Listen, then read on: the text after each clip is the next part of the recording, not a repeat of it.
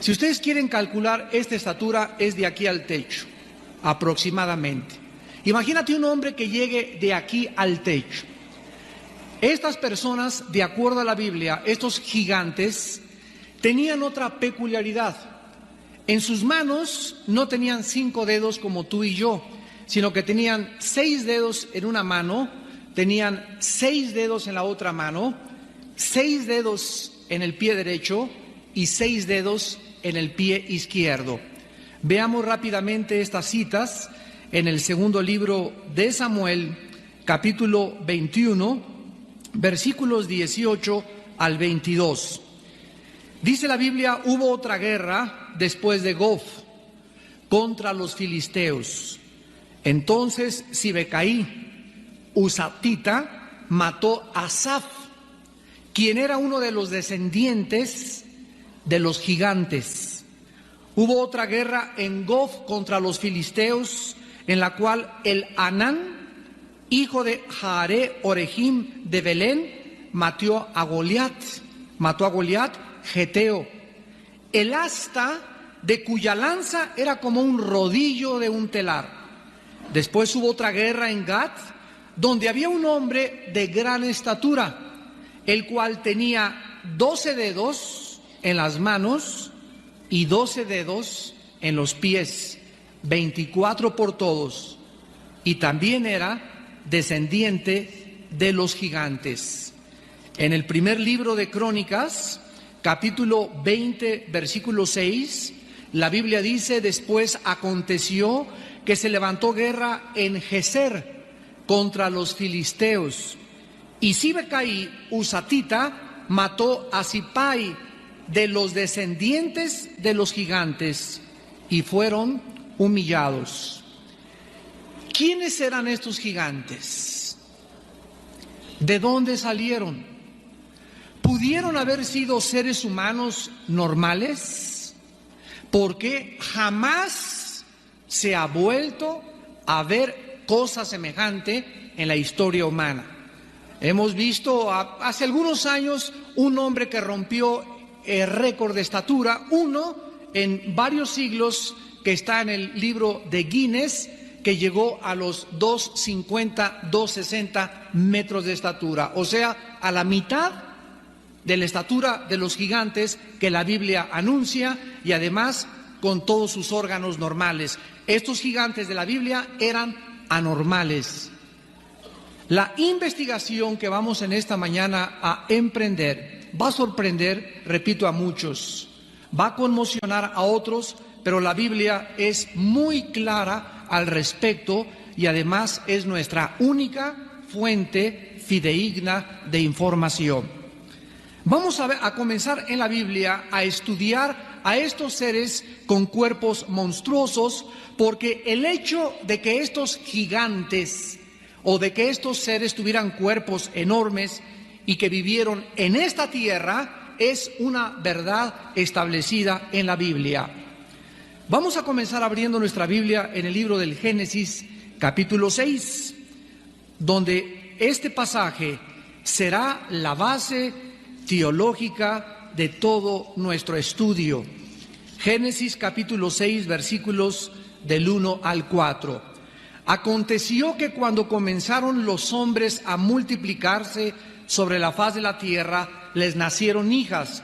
Quiero que mantengan durante toda la conferencia los términos que se usan inequívocamente. Aquí están hablando de hombres.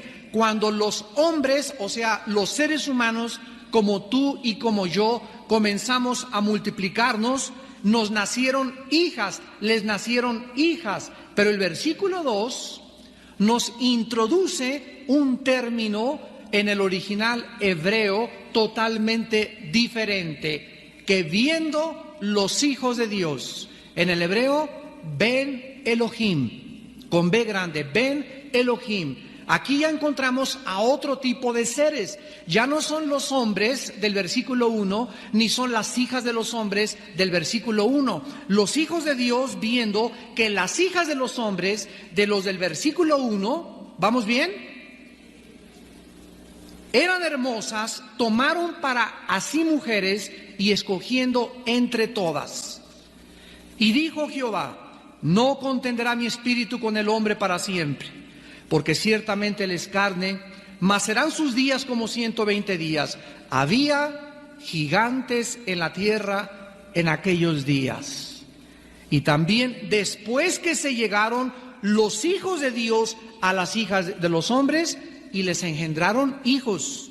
Estos fueron los valientes que desde la antigüedad fueron varones de renombre. Aquí encontramos en el libro del Génesis que hubo una alteración de la genética humana en los tiempos antes del diluvio, en los tiempos de Noé. Estos misteriosos hijos de Dios se metieron con las hijas o con las mujeres humanas, y del producto de esta relación, la Biblia nos enseña que nacieron hombres de 4 o 5 metros de estatura, que se traduce con la palabra de gigantes. La palabra gigantes en el versículo 4 en el hebreo es la palabra Nepilim, N-E-P-H-I-L-E-M, Nepilim, que significa en la etimología hebrea seres caídos, los caídos. Eso es lo que significa la palabra etimológicamente. Entonces aquí encontramos que estos hombres nacieron de una cruza misteriosa que vamos a ir desarrollando, y lo que primero nos encontramos en este momento es lo siguiente. Dios estableció en el capítulo 1 del Génesis que todo debería de ser según su semejanza y su género. Génesis 1 del 10, 11 y 12. Las semillas de las manzanas tienen escondido en la semilla de la manzana el código o la información genética hereditaria que va a hacer que cuando la semilla se siembre, crezca una fruta con el cuerpo de una manzana, con el jugo de una manzana y con la composición o los componentes propios de una manzana. La semilla de una papaya contendrá la información genética hereditaria de una papaya. Los espermas de los changos van a producir chimpancés, los de las jirafas, los de los hipopótamos, pero nosotros los seres humanos, la Biblia dice que fuimos creados a la imagen y semejanza de Dios. Y para todas las personas que nos escuchan actualmente y que creen que venimos o somos el resultado de una selección natural o que venimos de los animales, es muy sencillo de responder. El día que tú necesites una transfusión de sangre, que te transfundan la sangre de chita. No contiene la sangre de ningún animal, ni de los chimpancés, que creen que son los más acercados al ser humano. No contienen los genes que contiene la sangre de los negritos, la de los amarillos y la de los anglosajones. Dice en Hechos 17 que Dios hizo de una sangre a todos los hombres. Hay sangre RH positivo, hay sangre universal, etcétera, etcétera, pero es sangre humana, no es subhumana. Algo sucede en la Biblia que Dios nos revela que altera los genes humanos. Porque jamás en la historia ninguna pareja se ha cruzado y ha tenido a un muchacho de 5 metros de estatura con deformidades, como existieron, y lo vamos a continuar comprobando en las Sagradas Escrituras. En el libro de los Números, capítulo 13, versículo 33, dice la Biblia, y ya se nos va dando más revelación: también vimos allí gigantes, hijos de Anac, raza de los gigantes, y éramos nosotros, a nuestro parecer, como langostas, y así les parecíamos a ellos.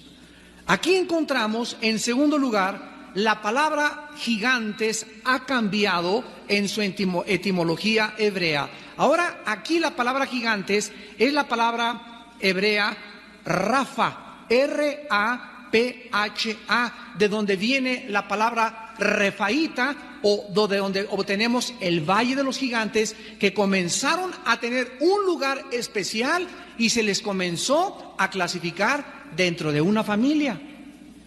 Vamos a volverlo a leer. Dice aquí que estos gigantes eran hijos de Anac, y aquí ya se establece un patrón de descendencia genealógico de estos gigantes. De Anac vinieron los anaseos. Y los anaseos son los gigantes que fueron exterminados en su primera generación por Josué y por Caleb. Veamos en Josué capítulo 11, versículos del 21 al 22. Josué capítulo 11, versículo 21 y 22. También en aquel tiempo vino Josué y destruyó ¿a quiénes? A los anaseos, que en Números 13:33 eran los hijos de Anac, o sea, los gigantes de los montes de Hebrón. Versículo 22, ninguno de los anaseos quedó en la tierra de Israel, solamente quedaron en Gaza, en Gad y en Asdod.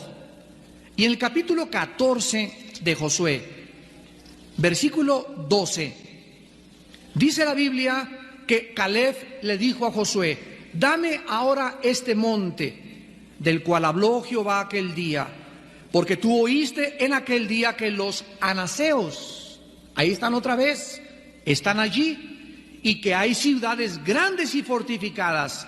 Quizá Jehová estará conmigo y los echaré, como Jehová ha dicho. En Deuteronomio capítulo 2, versículos 19 y 20, la Biblia nos revela que aparte de que los gigantes comenzaron a ser clasificados como los hijos de Anac, a quienes se les denominó los anaseos, comenzaron a escoger una tierra, un área geográfica que se llamó Amón, donde comenzaron los gigantes a multiplicarse. Dice Deuteronomio 2, 19 y 20.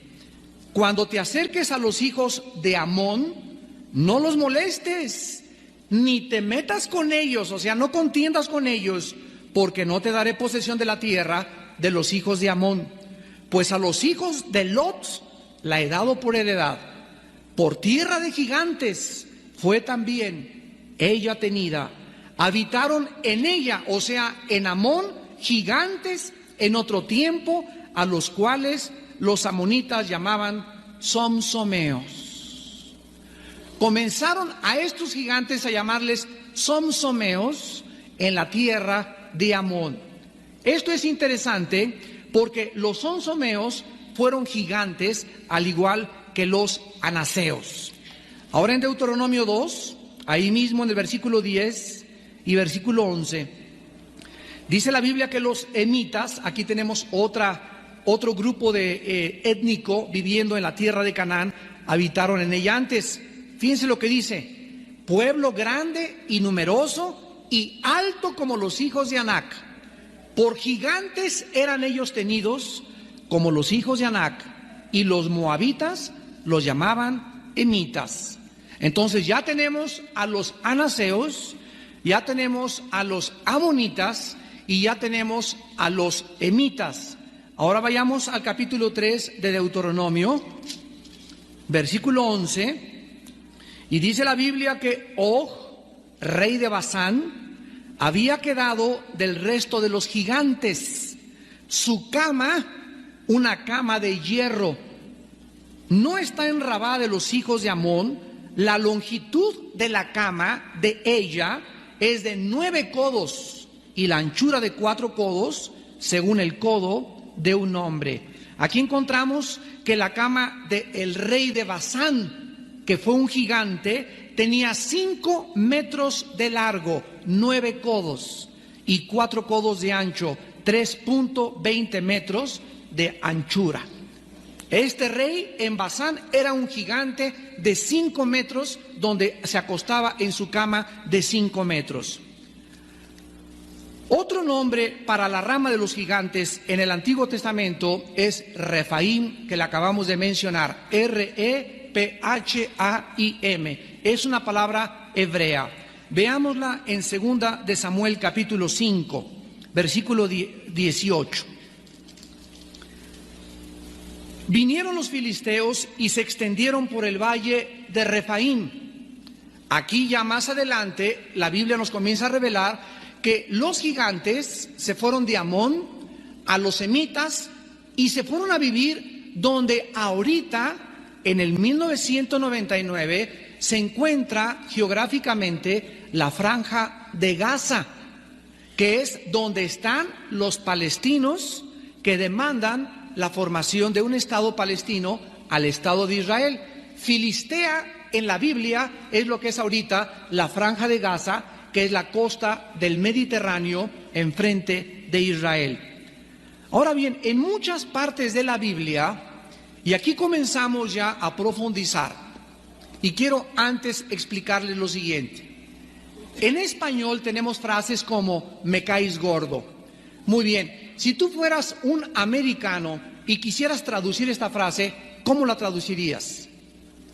I feel you are fat for me. No tiene ningún sentido en inglés, ¿verdad?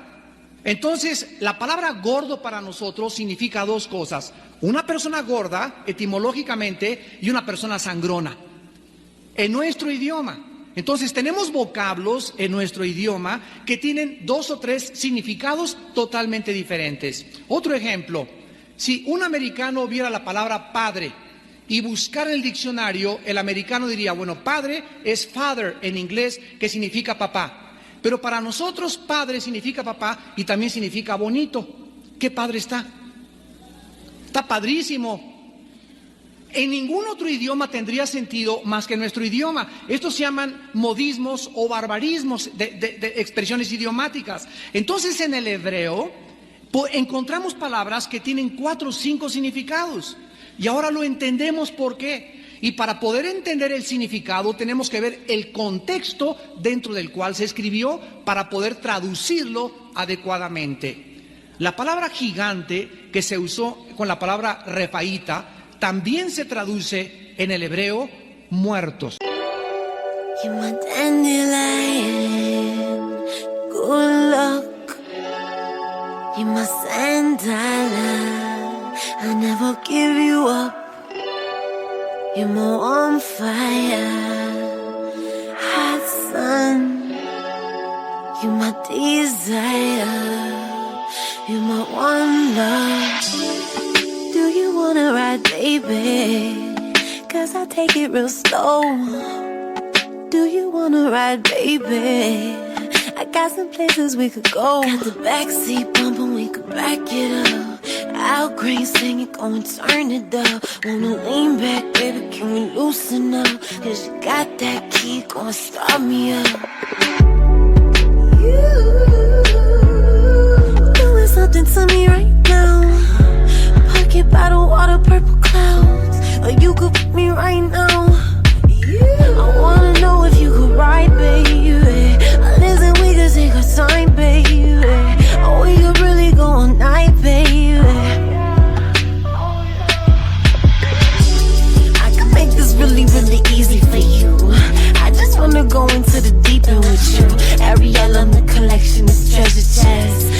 Doctor, you the specialist. And this love is relentless. I'm shutting doors on these old. Loyalty, my movement, I ignore and just roll. 'Cause I never...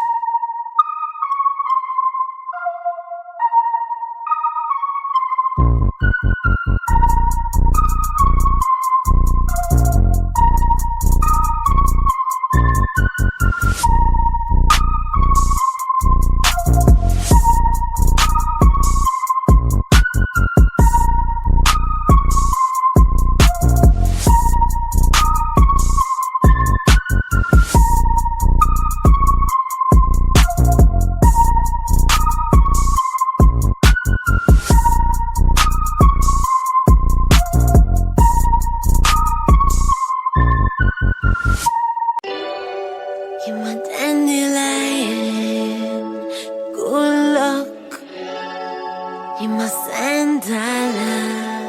I never give you up. You're my on fire, hot sun. You're my desire. You're my one love. Do you wanna ride, baby? 'Cause I take it real slow. Do you wanna ride, baby? I got some places we could go. Got the backseat bumping, we could back it up. Al Green singing, go and turn it up. Wanna lean back, baby, can we loosen up? 'Cause you got that key, go and start me up. You doing something to me right now. Pocket bottle, water, purple clouds. Or you could pick me right now. I wanna know if you could ride, baby. Listen, we could take our time, baby. Or we could really go all night, baby. I can make this really, really easy for you. I just wanna go into the deep end with you. Ariel on the collection is treasure chest. Doctor, you the specialist. And this love is relentless. I'm shutting doors on these old. Loyalty, my movement, I ignore and just roll. 'Cause I never...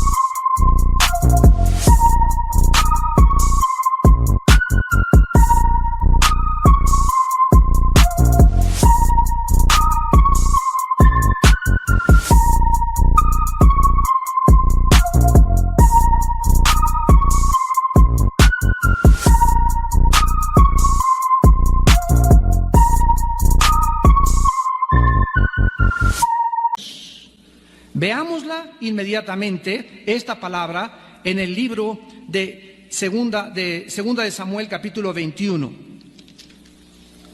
Y dice en Segunda de Samuel 21, versículo 16: y Biesnov de los descendientes de los gigantes, se traduce la palabra Refaíta.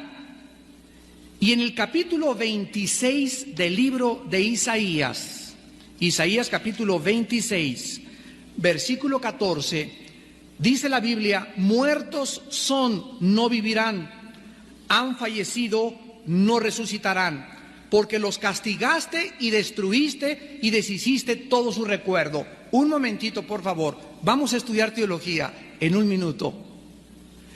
Aquí este versículo nos está diciendo que hay unos muertos que no van a resucitar. Y según Juan capítulo 5, 28 y 29, Jesucristo dijo: vendrá la hora cuando todos los que están en las tumbas oirán la voz del Hijo del Hombre. Unos saldrán a resurrección de vida, otros a resurrección de condenación. Tanto los buenos como los malos. Apocalipsis 20 del 11 al 15 también nos habla de la resurrección de los malos. Vamos a resucitar, buenos y malos. Pero aquí encontramos en Isaías 26, 14 de que hay ciertos muertos que están dentro del centro de la tierra, en un lugar que se llama el Sheol, y otros en el abismo, que no van a resucitar.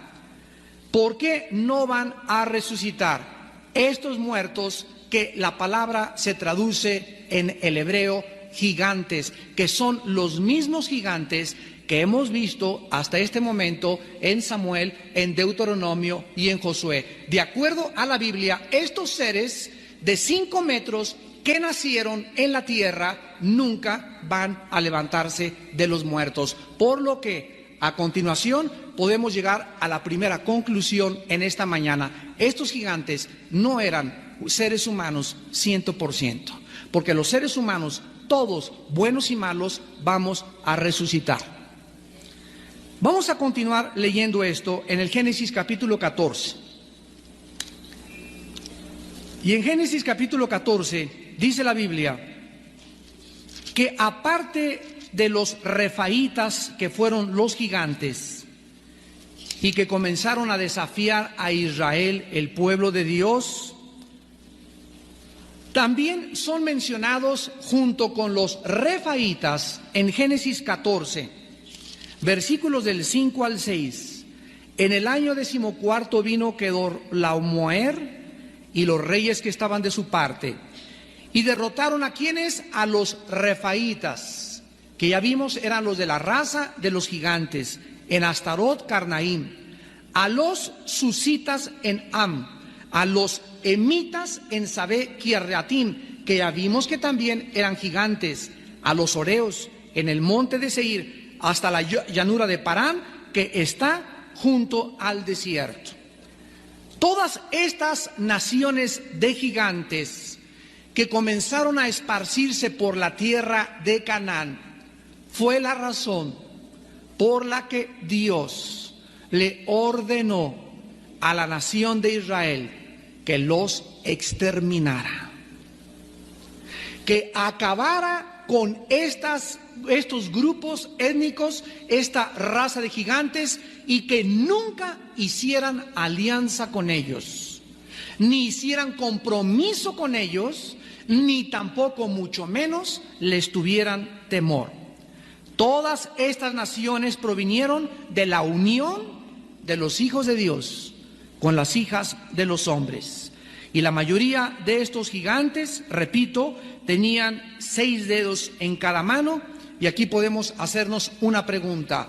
En la Biblia, los números tienen un significado, o sea, existe la numerología bíblica.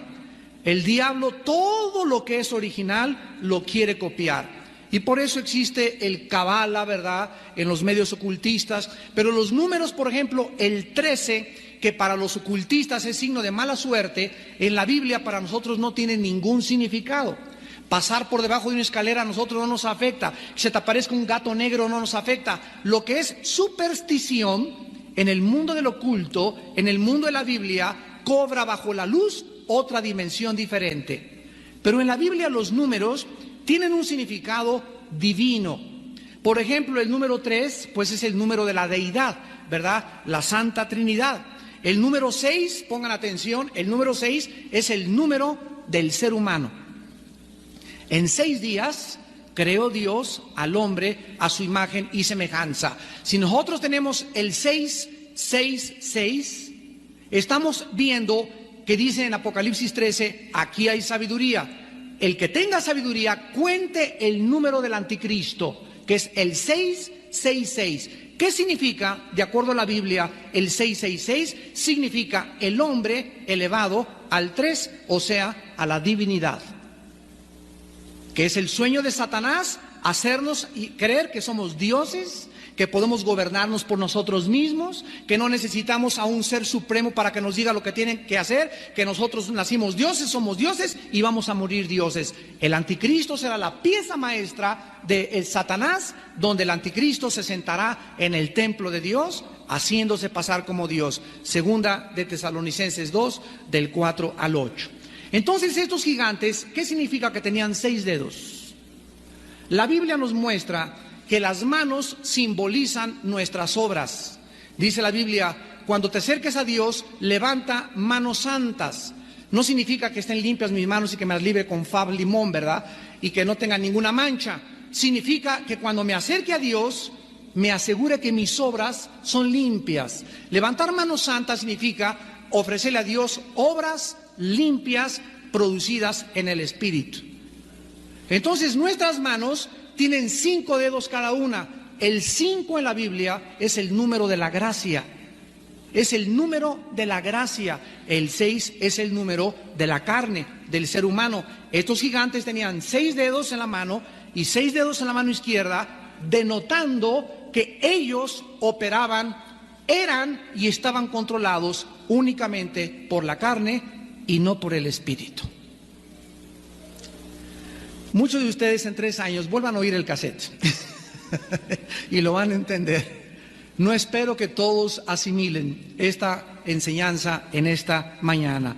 Bueno, vamos a 1 Samuel capítulo 17 y veamos al famosísimo gigante Goliat, que todos nuestros hijos lo conocen y la historia ha corrido el mundo entero a través de todos los siglos. El gigante Goliat, a quien David mató, tenía 4.50 metros de estatura y la armadura que Goliat traía pesaba 85 kilos de peso. Dice en 1 Samuel 17, versículo del 4 al 6. Salió entonces del campamento ¿de dónde? De los filisteos. ¿Se acuerdan ustedes que fue en Filistea? ¿Dónde? ¿Qué cosa? Se reprodujeron los gigantes. Salió de los filisteos un paladín, el cual se llamaba Goliat de Gat, y tenía de altura 6 codos y un palmo, 4.50 metros de altura. Traía un casco de bronce en su cabeza, llevaba una cota de malla y era el peso de la cota 5,000 siclos de bronce. Sobre sus piernas traía grebas de bronce, jabalina de bronce entre sus hombros, el asta de su lanza era como un rodillo de telar y tenía el hierro de su lanza 600 siclos de hierro, e iba su escudero delante de él. Goliat fue uno de los últimos gigantes, porque el que los acabó de exterminar, el que arrasó con todos los gigantes, fue el ungido de Dios, el rey David. Él fue David el que acabó en la Biblia y en la historia con la raza de los gigantes. Estamos hablando de lo siguiente. Hoy estamos en 1999. David vivió hace exactamente 4,000 años. Hace 4,000 años no ha vuelto a surgir ningún gigante parecido al referido en la Biblia. Ahora bien, vamos a saltar del registro bíblico a la historia griega, olmeca, tolteca, otomí, los hindúes y la mitología griega. ¿Sabían ustedes, damas y caballeros, que todas las mitologías hablan de que la tierra tuvo en una época gigantes? ¿Sabían ustedes que no existe una sola civilización en la historia que no haya mencionado en sus anales que la tierra tuvo un diluvio universal? Todas estas historias bíblicas, que para mucha gente parecen que son leyendas, más leyendas son las que tú lees fuera de un documento tan importante y tan exacto como es la palabra de Dios. Es posible que las pirámides de Egipto, ahí andan todavía los astrólogos y los ovninólogos buscando los ovnis, ¿verdad? Y que vinieron dicen que los extraterrestres pusieron esas piedras que pesaban de 4 a 5 toneladas y hasta ahorita existen misterios como las ciudades gigantescas de Bazán y otros monumentos enormes de construcción permanecen como misterios no resueltos hasta que se acepte como el resultado de la labor de estos gigantes que menciona la palabra de Dios, que fueron los únicos capaces de cargar esas piedras. Y nos encontramos también en la historia, por ejemplo, que durante la edad de piedra aparecieron monumentos gigantescos llamados megalíticos. La palabra mega significa gigante o grandísimo, y litos, piedra. Tenían 4,20 de altura y pesaban más de 4,5 toneladas. ¿Quién cargó esas piedras? Los ovnis. Hubo otros monumentos. Aquí estamos ya en la historia. Ya vamos a dejar la Biblia. Hay otros monumentos llamados el menhir, que fueron piedras verticales gigantescas.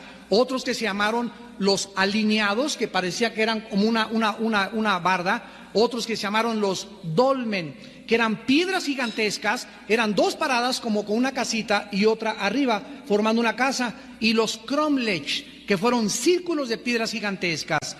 En la ciudad de Salisbury, Inglaterra, están actualmente los dolmen y el conjunto de los Stonehenge, dentro de la mitología tolteca. ¿Cómo se pudo de continente a continente transmitir estas cosas? En la mitología tolteca existe una leyenda que se llama la leyenda de los 4 soles y habla de la existencia de gigantes que habitaron la tierra. En el palacio del rey persa, tú ve ahorita a Irán y visita el palacio del que era rey Sargón. Ahí está un monumento gigantesco dedicado al gigante Gilgamesh, así como es el Hércules griego matando a un león con sus manos.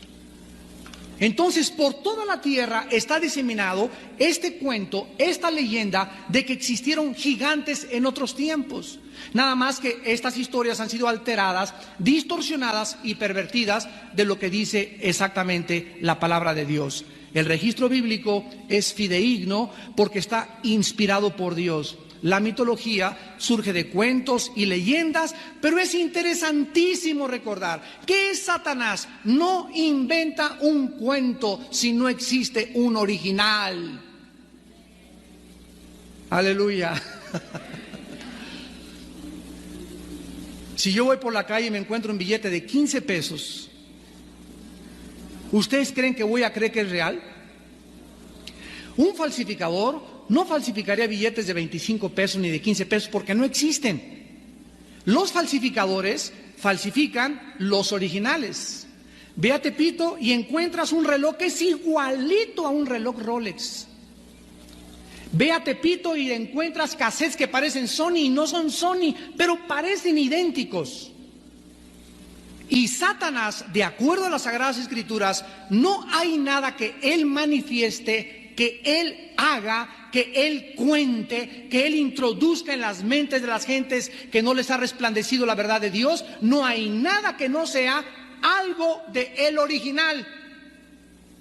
Entonces, si en la mitología griega existieron gigantes, si Satanás les metió a los hindúes, les metió a los toltecas, les metió a los griegos estos cuentos, es porque realmente existieron. Y cuando buscamos su origen, lo encontramos en la palabra de Dios. Ahora viene lo bueno.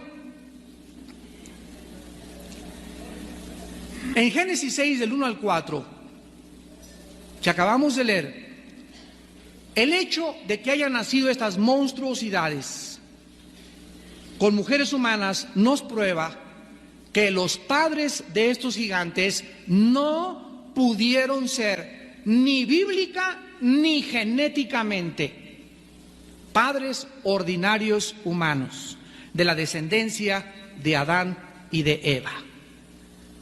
Estas monstruosidades no pudieron surgir o ser producto de la unión de dos seres humanos ordinarios, no importando qué tan malos o degenerados hayan sido estos seres humanos. Si esto fuera así, ¿por qué desde esos tiempos no se ha vuelto a repetir esta perversión genética? Porque ningún matrimonio, por más que ella sea la peor de las prostitutas y él sea el peor narcotraficante, no pueden, por más malos que sean dos seres humanos, traer estos monstruos otra vez a la existencia. Y vamos a ver que esto se debe a una ley inexorable que se llama en la Biblia la ley de la reproducción. Génesis capítulo 1, versículos del 11 al 12.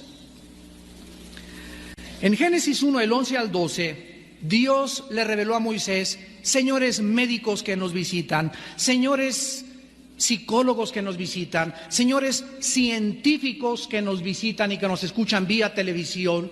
Quiero decirles que en 1860 un científico austriaco llamado Mendelssohn fue el primero que descubrió lo que es la genética en los chícharos. 1860, estamos hablando de hace 130 y tantos años aproximadamente. Damas y caballeros, señores científicos, 4.500 años que Mendelssohn descubriera que todo tiene un código genético hereditario contenido en el esperma, en la simiente o en la semilla. La Biblia le reveló a Moisés en Génesis 1, 11, 12, le dijo Dios: produzca la tierra hierba verde, hierba que dé semilla. La semilla en el hebreo es la palabra que se tradujo semilla, simiente, y en el griego es esperma. Esperma, de donde viene la palabra espermatozoide, que es donde se contiene la información genética de mis bisabuelos, tatarabuelos, de mi color de ojos, de mi color de pestañas, de mi color de mi pelo, de mi estatura. Todo está en esa semilla esperma o en una semilla de las frutas o de un árbol. Dios dijo que produjeran hierba que dé semilla, esperma, simiente, árbol de fruto que dé fruto según su ¿qué? Los perros, hay perro salchicha, hay perro pastor alemán, hay perro doberman, hay perro rottweiler, pero son perros, todos son perrunos. Son caninos todos. Las ovejas son ovejuno y las vacas es vacuno. Y jamás, aunque hay diferentes perros y hay caballos ponis, caballos medios, caballos altos, pero son caballos. Los changos, hay changuaraña, hay chimpancé, hay chango de el gorila, pero son de esa semejanza, de ese género, de esa especie. Nosotros somos especie humana y genéticamente es imposible que vengamos de los animales. Si tú eres biólogo, sabes lo que son los aminoácidos. Y los aminoácidos son los ladrillos que construyen los músculos, o sea, los ladrillos de la vida. Y los aminoácidos impiden y han impedido ninguna mutación de un animal a un ser humano. Es imposible genéticamente que nosotros tengamos nuestra ascendencia de los animales. Además, ¿a quién te pareces? Damas y caballeros, si los hijos de Dios de Génesis 6:1 fueron hombres ordinarios, yo he ido y existe esta versión eran de la línea de Set. Bueno, si es así, si seguimos esa lógica, si estos hombres hijos de Dios eran ordinarios, al igual que los hijos de los hombres, entonces debemos de concluir 4 cosas erróneas. Si los hijos de Dios no fueron ángeles que se metieron, y vamos a explicar cómo se metieron más adelante, si no fueron seres fuera de este planeta que se metieron con los seres humanos, entonces, número 1, significa que las mujeres paganas de esa época tuvieron el poder de producir monstruos al casarse con hombres ordinarios. Número 2, que hombres piadosos tenían el poder de producir gigantes cuando se casaron con mujeres humanas. Número 3, que la mezcla de estos seres humanos malos produjo gigantes. Y en cuarto lugar, que tal vez la maldad de aquellos tiempos produjo estos gigantes. Sin embargo, nosotros vemos que no existen actualmente estos matrimonios, por más mala que sea ella, por más mala que sea él, ni Capone casándose con la tigresa de Santa Julia, pudiéramos producir semejantes monstruos y degeneraciones genéticas. La teoría, pues, de que estos gigantes provinieron de la línea de Set es insostenible, tanto bíblica como teológica como históricamente. Ahora bien, en Génesis 6:4, regresamos a Génesis 6:4, vamos a observar otro detalle y dice, había gigantes en la tierra en aquellos días. La frase aquellos días significa antes del diluvio. ¿Ya lo vieron? Esto es antes del diluvio. El diluvio comienza en el capítulo 7 y 8 del Génesis. En aquellos días, antes del diluvio, había gigantes y también después. Aquí, una sola coma nos implica que hubo gigantes antes del diluvio y después del diluvio. Entonces, si eran hijos de Set o de la línea de Set, no es posible porque después del diluvio, ya lo vimos, continuaron los gigantes en esta tierra y lo vamos a ir explicando poco a poco. La expresión hijos de Dios se usa 5 veces en el Antiguo Testamento, la expresión hijos de Dios. Y las 5 veces se refiere a los ángeles caídos. Veamos la primera en el libro de Job, capítulo 1, versículo 6.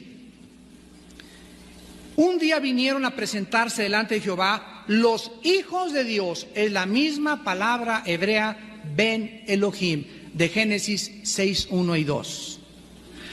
Vinieron ante Dios a presentarse los hijos de Dios, entre los cuales vino también, en el original hebreo, en la construcción gramatical, implica que Satanás venía en medio de ellos. O sea, llegaron así un grupo de ángeles y entre ellos venía, esta palabra entre ellos en el hebreo habla que rodeaban a Satanás. Vino Satanás junto con ellos. Job capítulo 2, versículo 1. Aconteció que otro día vinieron los hijos de Dios para presentarse delante de Jehová, y Satanás vino también entre ellos presentándose delante de Jehová. La otra parte donde sucede es en Génesis 6, 1, 4, y encontramos también en Job capítulo 38, versículo 7, y dice la Biblia que cuando alababan las estrellas del alba y se regocijaban todos los hijos de Dios. Aquí Job está describiendo la creación original antes de Génesis 1:3 al 2:25. En Génesis 1:1 dice la Biblia que Dios hizo los cielos y la tierra. Esta es la creación original. Entre el versículo 1 del Génesis y el versículo 2 encontramos que algo sucedió, porque el versículo 2 del Génesis dice que estaba la tierra desértica, desolada, devastada, y además había tinieblas y estaba cubierta por el agua. En Génesis 1:1 no estaba cubierta por el agua. La palabra eretz, tierra en el hebreo, es tierra seca. En el versículo 2 está cubierta por el agua. Pero esta serie la vamos a comenzar en 2 semanas en la Iglesia del Norte. La raza preadámica se va a llamar. Y ya me estoy emocionado para comenzar esta serie. Y vamos a hablar acerca de eso con más calma, pero aquí nos encontramos claramente que el Espíritu de Dios se movía sobre la faz. La faz es la parte de la superficie, sobre la superficie del abismo. En el versículo 2, vean, desolación, devastación, desierto, tinieblas, abismo. 5 palabras que se usan para el reino de Satanás están en el versículo 2 de Génesis 1:2, y dice en Jeremías 4, 23 al 26, que Dios no creó la tierra así. En Isaías 45, 18 dice que no la creó devastada ni desolada. Algo pasó, y sabemos que cuando Adán y Eva fueron puestos en el huerto del Edén, ¿quién estaba esperándolo a Adán y Eva? ¿Quién lo esperaba? Satanás ya estaba en este planeta. En Ezequiel 28 dice que Satanás estuvo antes que Adán en el Edén, en el huerto del Edén. Los ángeles no fueron creados en los 6 días de la restauración de la tierra. Los ángeles, Satanás y sus ángeles, hay otra historia que fueron creados antes que nosotros, porque cuando Adán y Eva fue puesto en el huerto, Satanás ya era un ser caído. Y esta rebelión la describe Isaías 14, del 11 al 15, y Ezequiel 28, del 11 al 20. Ahí está descrita en el Antiguo Testamento la rebelión de Satanás. Ahora, dice en Génesis 6:12, ahorita todo lo estamos viendo así rápido, pero acompáñanos a los estudios allá al centro cívico los martes. Dice en Génesis 6:12, y miró Dios la tierra, y estaba corrompida, porque toda carne había corrompido su camino sobre la tierra. Aquí encontramos que antes del diluvio, antes de la destrucción y la devastación por segunda vez por el agua de Dios sobre esta tierra, solamente había 8 personas: Noé y su esposa, los 3 hijos de Noé y las 3 esposas de los hijos de Noé. 8 personas fueron metidas en un arca. La palabra corrompida es la palabra hebrea sachath, S-H-A-C-H-A-T-H, Shachath, que significa devastación, ruina y destrucción. Vamos a leerlo. Génesis 6:12. La tierra estaba arruinada, la tierra estaba devastada, la tierra estaba destruida, porque toda carne había corrompido sobre su camino. Esto quiere decir lo siguiente, que solo 8 personas conservaron su pedigrí. Solo 8 personas no se contaminaron de la invasión genética que tuvo lugar antes del diluvio universal. Esta es la razón por la cual estas 8 personas fueron salvadas en el arca. Ellos fueron los únicos capaces de darle a la nueva raza un comienzo fresco y puro después del diluvio. Sin embargo, nosotros encontramos no solamente en los relatos olmecas y griegos e hindúes la existencia de los gigantes mezclándose con seres humanos, sino que también esto es tremendo. Los primeros padres de la iglesia cristiana, que se llamaron los padres antinicenos, en la página número 142, en el volumen 2, escribieron lo siguiente: los ángeles cayeron en un amor impuro con las mujeres vírgenes y fueron subyugados por la carne de las mujeres. De las relaciones con estas vírgenes surgieron los gigantes. Justino Mártir, el más grande padre de la iglesia reconocido en el cristianismo, en el año 110 al 165, escribió en su volumen 2, en la página 190, los ángeles transgredieron y fueron cautivados por las mujeres y engendraron hijos. Metodio, el año 260, escribió: el diablo fue insolente, así como con sus ángeles, que se enamoraron de los encantos femeninos y tuvieron intercurso con las hijas de los seres humanos. Damas y caballeros, vamos ahora al fondo del asunto y vamos a entender lo siguiente. La Biblia nos habla que en la creación original Dios creó a Satanás, y por favor pongan atención, cristianos, Satanás no es un ángel. Satanás es un querubín. Todos los que pertenecen al ramo angelical no tienen alas. No necesitan para transportarse alas como las aves ni como las águilas. Eso viene de la expresión y de las tradiciones de los seres humanos. Los únicos que tienen alas en la Biblia son los querubines y los serafines. Lo vemos en Ezequiel capítulo 1, capítulo 10 y el 13 e Isaías capítulo 6. Los ángeles nunca se describe que tengan alas. Los ángeles son seres espirituales que se parecen y son exactamente iguales a los seres humanos. Hebreos 13, del 1 al 3. Algunos sin saberlo hospedaron. Si llega un monstruo de 3 cabezas a mi casa y quiere que le preste mi cama, yo no se lo voy a prestar. Los ángeles, siempre que han sido vistos por los seres humanos, siempre que los seres humanos han podido verlos con sus ojos, son exactamente igual que nosotros, con la misma apariencia de los seres humanos. Cuando se le aparecieron a Abraham en Génesis capítulo 18 y se estaban afuera de su casa, Abraham no los pudo reconocer al principio porque eran igualitos a los seres humanos. Más adelante, cuando Dios le comenzó a hablar, se dio cuenta que realmente eran seres divinos. Cuando llegaron a Sodoma y Gomorra los ángeles, a la casa de Lot, los homosexuales, de donde viene la palabra sodomita, cuando vieron a los ángeles, los vieron tan guapos y tan atractivos que los quisieron violar. O sea, no tenían orejas de pato, ni ojos de chivo, ni eran seres monstruosos. Los ángeles son como nosotros, pero perfectos como seres humanos.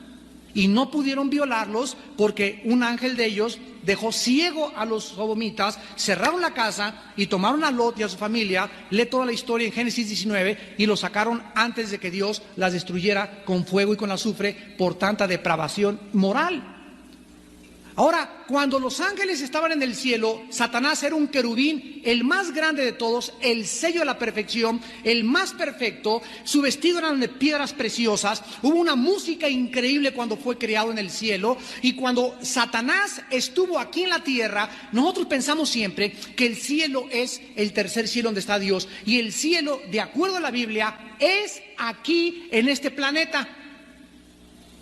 Lee el Salmo 37, los justos heredarán la tierra, y la tierra, y la tierra, y la tierra, y la Biblia nos habla que vamos a morir, subimos al cielo, pero aquí abajo, en este planeta restaurado en el milenio, es donde realmente va a estar el cielo. Y la palabra Edén en el hebreo es la misma palabra en el castellano, se escribe Edén, significa lugar de placer, lugar de delicias, no de descanso. Porque descanso implica que una persona trabajó mucho y estaban cansadas, y antes de que Satanás estuviera en el Edén no se cansaba porque eran perfectos, no había pecado. Satanás estuvo aquí en este planeta estuvo habitado antes de nosotros por otra raza de hombres, otra raza de seres. Y Satanás gobernaba este planeta y recobró el poder del planeta cuando se lo quitó a Adán. Y ahora Satanás le dijo a Cristo, todos los reinos te doy, y Cristo no se lo debatió. Cristo reconoció que Satanás tiene el control de los reinos del mundo. Y en Apocalipsis 13 dice que Satanás le da al anticristo su trono y su dominio y su autoridad. Tiene un trono y se lo da al anticristo, y el trono es este planeta. 1 Juan 5:19, el mundo entero está bajo el control del maligno. Cristo viene y nos rescata a nosotros, nos quita las vendas y nos muestra que todo lo que sale en las películas, en las mitologías, en las leyendas, y todo es absolutamente real pero distorsionado.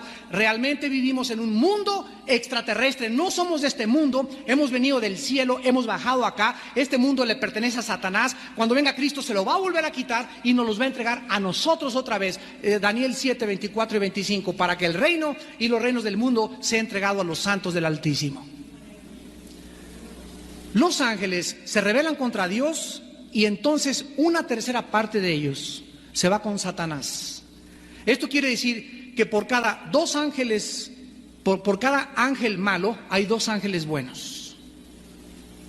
Vamos de gane, ¿no? Por cada ángel malo, por cada demonio, hay dos ángeles buenos. Ahora bien, los ángeles son arrojados con Satanás aquí en la tierra, y aquí en la tierra hay un gobierno. Existió un orden social antes de que el de nosotros aquí en la tierra, y en el capítulo 3 en adelante Dios restaura este orden social y crea a nosotros como una obra maestra y como algo diferente del orden social anterior. Los que habitaron esta tierra antes que nosotros, estos ángeles caídos, vean ustedes lo que dice la Biblia en 2 de Pedro, capítulo 2. ¿Qué les pasó a todos estos ángeles? Bueno, todos tuvieron tres destinos, los vamos a mencionar. 2 de Pedro 2:4, porque si Dios no perdonó a los ángeles que pecaron, sino que los arrojó, la palabra infierno, aquí es la palabra griega tartarus. Tartarus, por favor, otra corrección: no existe ningún demonio, ningún ángel, ni el diablo en el infierno. No hay ninguna escritura que nos diga que los demonios están en el infierno. Satanás anda vivito y coleando aquí arriba. En el infierno solamente están, de acuerdo a la Biblia, almas de seres humanos. Y los ángeles que pecaron, dice aquí el versículo 4, los arrojó al infierno, a prisiones de oscuridad, para ser reservados en el día del juicio. Ciertos ángeles que se rebelaron con Satanás fueron confinados a un lugar que se llama el Tartarus, que no es el infierno nuestro, es una prisión donde solo ellos se encuentran. Muy bien, vayamos a Judas, antes de Apocalipsis. Versículo 6 y 7. Y dice Judas: los ángeles que no guardaron su dignidad, sino que abandonaron su propia morada. La palabra morada, damas y caballeros, esta palabra morada que se tradujo aquí es la misma palabra de 2 Corintios 5, que significa cuerpos. ciertos ángeles abandonaron sus cuerpos, los ha guardado bajo oscuridad en prisiones eternas para el juicio del gran día. Escuchen versículo 7, como Sodoma y Gomorra, las ciudades vecinas, las cuales de la misma manera que aquellos, ¿quiénes son aquellos?